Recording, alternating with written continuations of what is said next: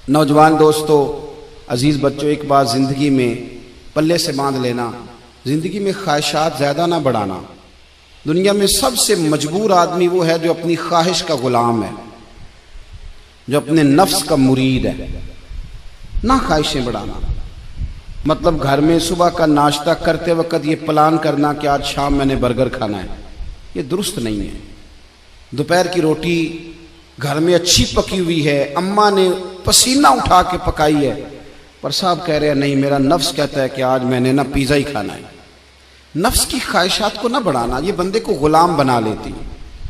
दुनिया में ज़्यादातर गुनाह रोजी रोटी के लिए नहीं होते, कि जो लोग जुर्म करते हैं, डाके डालते हैं, करप्शन करते हैं, ये ज़्यादातर नफ्स की ख्वाहिशात के लिए।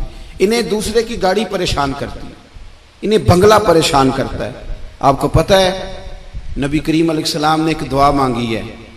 हुजूर फरमाने लगे, अल्लाह मेरे घर वालों को ना ज़रूरत के मुताबिक रोज़ी देना, ख्वाहिशात नहीं। अभी किसी को मज़ेदार रोटी खाते देखो तो किसी 5 स्टार होटल में ना देखना, बल्कि जो मजदूर मजदूरी करता है ना, उसे कभी मुलाहिजा करना, वो जो सुबह रोटी बांध के साथ लाता है। 2 रोटियां जब वो लाता है तो रोटियों के बीच अचार होता है, और दोपहर का जब वक्त ढलता है तो साहब वो अचार ज्यादातर पोने को लग जाता है कपड़े को,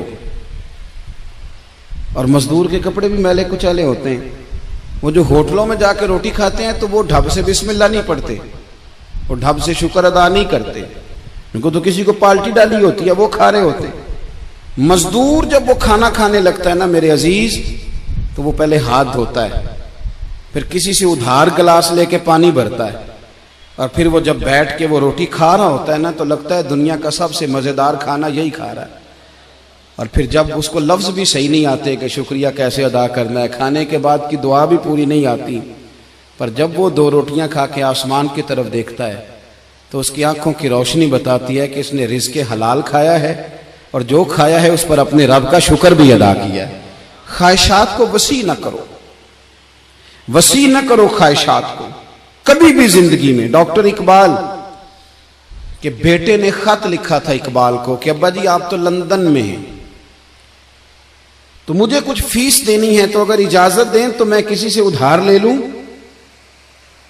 आप ना माँ और बाप को कभी कभी कटहरे में खड़ा कर देते हो जब कहते हो कि पिकनिक जा रही है मरी, जहां से मर्जी उधार लेके दो। आपको पता है फिर आपका बाप बेचारा क्या करता है, किसी के सामने हाथ फैलाना पड़ता है तो बड़ी कमजोरी होती है। वो जब एडवांस मांगता है ना जाके फैक्ट्री के मालिक से कि मेरे बेटे को सैर को जाना है, यानी तेरे नफ्स की ख्वाहिश है, और वालिद की गर्दन झुक गई, ये कितनी तकलीफ की बात। कोई ऐसी ख्वाहिश जिंदगी में पैदा न करो जो माँ बाप को, असातिज़ा को और दीगर को तकलीफ में मुब्तला करे कभी भी। इकबाल के बेटे ने कहा अब्बा कुछ उधार ले लूं, मेरी जरूरत है। तो अल्लामा इकबाल ने जावेद के नाम पूरी नज़म लिख भेजी, दियारे इश्क में अपना मकाम पैदा कर, नया जमाना नए सुबह शाम पैदा कर, खुदा अगर दिले फितरत शनास करे अता तुझको, सुकूते लाला और गुल से कलाम पैदा कर। और कहने लगे मेरा तरीक अमीरी नहीं फकीरी है, बेटे खुद ही न बेच गरीबी में नाम पैदा कर।